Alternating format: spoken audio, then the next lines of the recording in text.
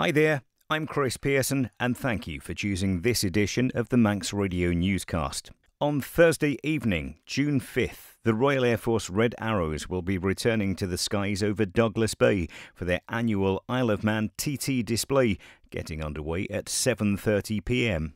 The 9 Royal Air Force Hawk T1 jets recently took part in the VE Day flypast over London, but they say that coming back for TT is always special.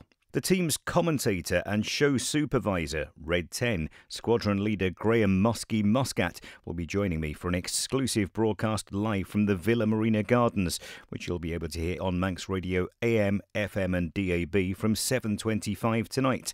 We recommend not listening on the online service as there can be a bit of latency and delay, so FM, DAB or AM are your friends. But beforehand, I caught up with Muskie to find out exactly what it takes to bring the Red Arrows to the TT. It's great. We're extremely proud to represent the UK, Great Britain, Northern Ireland and all its territories, etc. But as well as we're also extremely proud to represent the Royal Air Force as well, and to be able to do it. Not only, obviously we do air shows all the time, but it's a different crowd at the TT. It's not necessarily an aviation crowd, but we always get a great reception, and therefore, we're always happy and extremely pleased and honoured to perform at the Isle of Man TT. So far this year, TT itself has been a bit of a mixed bag weather-wise. Low cloud or certainly cloudy conditions don't necessarily mean that there won't be a display, though. No, not at all, no. So wind is not really a problem as such, as long as it doesn't really blow over 40 knots. But yeah, cloud can be a bit of an issue. So we have 3 types of show. We've got a flat show, a rolling show, and a full show. That can be dictated either by the weather or the airspace. Thankfully, Isle of Man gave us free airspace, so that's not a player. So it's mainly the cloud.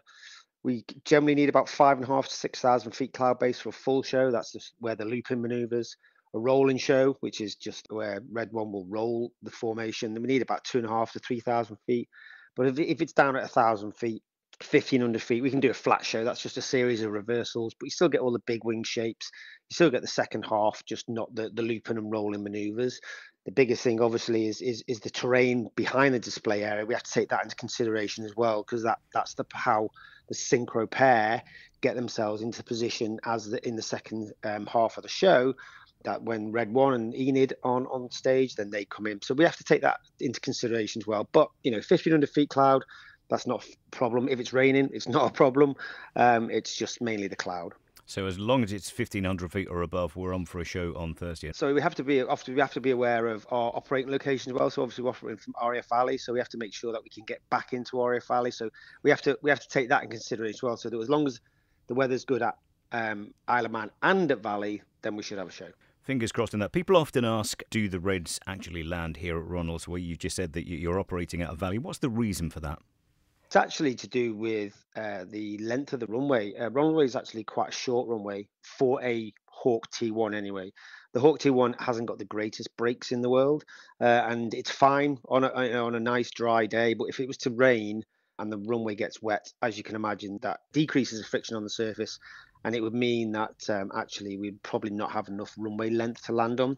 So the nearest one is actually RAF Valley. In addition to that, we've obviously got a lot of RAF engineering support as well. Should we have a technical problem with the aircraft, then Valley has got a plethora of very experienced engineers, both military and civilian, that can help us get the aircraft in tip-top condition, ready for the display. Logistically, because it's not just the team, of course, you've got the 9 aircraft and 10 if you count the one that you come in on as well, flying across. It's a big logistical thing to bring a display to the Isle of Man, presumably. Yeah, I mean, it's actually part of a whole week. We're actually going down to Cardiff to do an event, and then we're travelling up to Valley, and then we go from Valley on Friday morning all the way up to Lossiemouth to do their Families Day, and then from Lossiemouth all the way back down to Liverpool to do the RAF Cosford display on Sunday. So, and you're right, to be able to do that, we have to have a huge logistical support. So we have a support team that are going to be driving all the way to RAF Valley on Thursday. They will meet us with all the engineering support, the die rig to be able to put all the smoke back into the aeroplane and get us all ready. And then they will meet us at Liverpool to be able to pick us up when we come back from Lossiemouth. And, it's the engineers, it's the logisticians, the MT drivers, the administrators, the suppliers. It's a huge machine. It's like, I describe it as a clock where every single cog has to work in unison, and one of those cogs falls out, the machine just doesn't work. So it is a huge team effort, and that's why we're called the aerobatic team, because it is a team effort. It's not just about those 9 aircraft in the sky. The Blues are your engineering support team, and everyone else, Yes. the circus, as you call it, the wider family. Yeah. The Blues are, the Blues is the generic name for everybody who's a support personnel. That's the public relations, administrative support, the engineering. But then within that engineering group, in that support group, there are 11 engineers that are very luckily and very fortunate that they can fly in the back of our aircraft in between the displays when we cannot take the full engineering complement. So, for instance, when we go from Valley up to Lossiemouth, those 11 or 10 individuals on this push will jump in the back of our aeroplane and fly with us to Lossiemouth. They'll do all the engineering, refueling in between the display. Then they'll come back to Liverpool, where the wider Blues and Circus will work at Liverpool to get us ready for Cosford. So those 11 individuals that get to fly in the back of the aircraft are known as the Circus, and they belong to the wider group of the entire support personnel called the Blues. Your role as Red 10 involves, obviously, the commentary for the show, and you're going to be joining us on Manx Radio again this year, but it's much more than that, isn't it? Yeah, it's huge. That is definitely the public-facing part of my role, but my role starts way back. As soon as we finish the season, we get a couple of weeks leave, and then we start straight away in kind of October, November. I'm the team supervisor, so what I have to do is I go out and I stand on Waddington Airfield and I watch the displays. They build it up, and I give them feedback and live feedback, and I watch for any mistakes and making sure that everybody's safe. So that's generally my role, and that's my role. That is primarily my role when I'm at a display, even through the summer. I'm there as a safety supervisor. The commentary comes as a second. So if anything was to happen, the commentary stops and I have to deal with clearly what's going on. But in addition to that, I do a lot of the liaison. I help with the Royal Air Force Air Events team, and we come up with the schedule for the year, and I pick where we're going to operate from, how we're going to operate, where the DI team are going to be, where the engineers are going to be, all that logistical thing. I work with our engineering officers and try and make sure we get all that. As well as liaison. So I'm the first point of contact for all the event organisers, all the flying display directors to contact me, send all the documents, exchange information, and basically put the schedule together for the entire year. So, yeah, it's not just a commentary. I'm just as busy as the whole team, 12 months of the year. You're going to be joining us, as I mentioned, for the commentary, as well as all the other things you just mentioned there, atop the Villa Marina Gardens on Thursday. So I've got to ask you the question, how do you get here? I'm very fortunate. Central Flying School helicopters based at RAF Shawbury supply a helicopter. So generally in the UK, I fly around in a Juno helicopter, which is a little small 4-seater twin-engined helicopter. But unfortunately, that doesn't have over-water clearance. So I'm very fortunate that 202 Squadron, based at RAF Valley, they fly the Jupiter, which is the larger version. It's a 6-seat aircraft, which has over-water capability.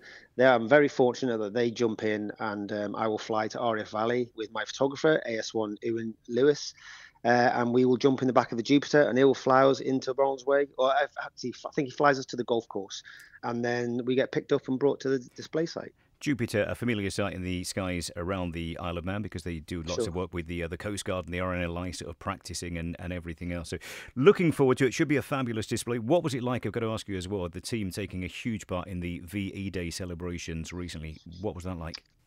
It's great. Whenever we fly over our nation's capital, it's an extremely proud moment, whether that be for the King's birthday flypast, VE Day, the previous occasions such as the Queen's Platinum Jubilee and the King's coronation. Whenever you fly over your nation's capital as part of that great flypast, it's a wonderful experience. Obviously, we had to come back from our Spring Hawk training exercise in Greece, so it was quite a momentous task to come all the way back from Greece, do the flypast, and then go all the way back to Greece. But it's one of those events that, as a team, we would never miss, because we want to be part of it and celebrate these, fantastic occasions and pay our tribute to all those that took part in those times. Muskie, fabulous to talk to you. We'll catch up with you again on Thursday. Live commentary on Manx Radio AM, FM and DAB from 7:25. Display 7:30 this Thursday. Will you get a chance, last question, will you get a chance to actually see any of the TT yourself? Probably not, no. I don't. I get there, 7:30? I get there about 6 o'clock on the Thursday, so I probably won't get to see anything, and then I shoot off pretty much straight afterwards, unfortunately. So, but one year I'll come over and I'll definitely watch it from the side. Definitely worth doing. We'll look forward to seeing you, and look forward to seeing you on Thursday evening. Muskie, thanks for taking the time Chris. to talk to us. Cheers now. Cheers, then. Thank you for making it to the end of the Manx Radio newscast. You are obviously someone with exquisite taste. May I politely suggest you might want to subscribe to this and a wide range of Manx Radio podcasts at your favourite podcast provider, so our best bits will magically appear on your smartphone. Thank you.